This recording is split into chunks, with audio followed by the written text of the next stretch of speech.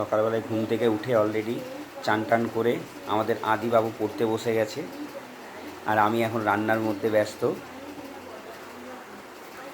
Actually অনেকেই আজকে যেটা করব ভাত, ডাল আর পেঁপে আলুর তরকারি। অনেকেই বলে যে পেঁপে আলুর তরকারি ভালো লাগে না খেতে, কিন্তু আজকে আমি যে পদ্ধতিতে পেঁপে আলুর তরকারিটা করব আপনারা একটু ফলো করুন, দেখবেন ওই পদ্ধতিতে পেঁপে আলুর তরকারি খেতে খুব ভালো লাগবে।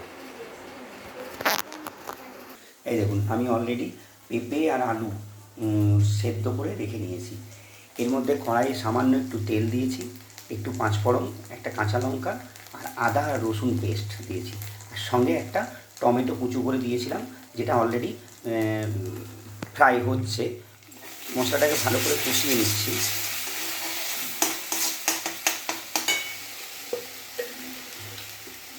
স্বাদ মতন নুন,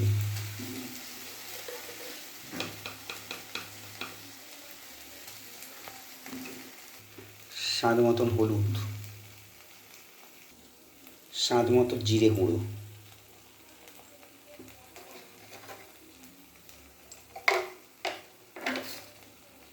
এবং স্বাদ মতন মিষ্টি।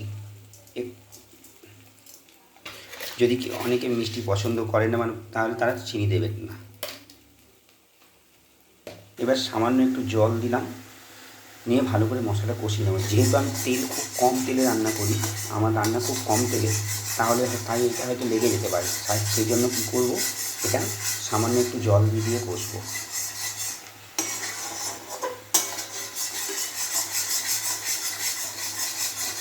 আমি আরেকটা রান্না করার পদ্ধতি শিখিয়ে দিচ্ছি কম তেলে, যদি কারোর ভালো লাগে ট্রাই করবেন। সেটা হচ্ছে, আমরা যখন ভাত করি, অলরেডি ভাত করার আগে চালটাকে 4-5 বার ধুয়ে নেবেন, যতক্ষণ না ওর সাদা লেয়ার কেটে যাচ্ছে। পরিষ্কার করে হয়ে যাওয়ার পর ভাত করবেন। ভাত করার পর সামান্য একটু ফ্যান ঝরিয়ে রেখে দেবেন।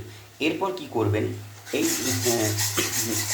কম তেলের রান্নায় যে ধরুন তেলটা লেগে যাচ্ছে, ওই 1 চামচ করে দেখুন ওই ভাতের ফ্যান ওর মধ্যে দিয়ে দেবেন, যেটা আপনার তেলের কাজ করে, সেইটা কিন্তু ভাতের ফ্যানের কাজ করে।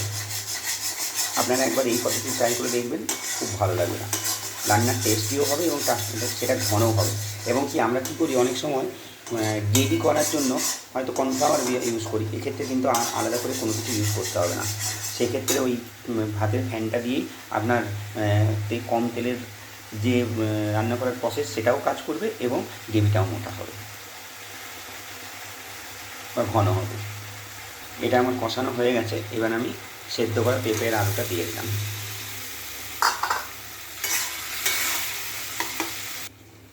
এই দেখুন, ভালো করে এবার নাড়তে থাকবো।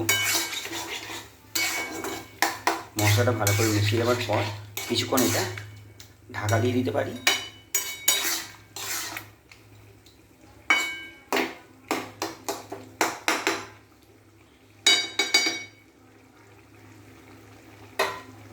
কিছুক্ষণ ঢাকা দিয়ে রেখে দেবো। এই দেখুন, তরকারি অলরেডি আমার রং হয়ে গেছে। এই যে কম তেলে করার পরও দেখুন রংটা কত সুন্দর এসছে। তার একটাই কারণ, ওই যে আমি ভাতের ফ্যান দিয়ে সেটাকে মশলাটাকে ভালো করে কষে নিয়েছিলাম। এরপরে একটু ঘি আর একটু গরম মশলা দেবো নামানোর আগে। যেহেতু আমাদের কম তেল মশলার রান্না, তাই ঘিটাও কিন্তু খুব কম পরিমাণেই দেবো। এই দেখুন, এইটুকু পরিমাণ। এই যে গরম মশলা, ঘিও কম দিলাম, গরম মশলাও কম দিলাম, জাস্ট শুধুমাত্র ফ্লেভারটা আসার জন্য।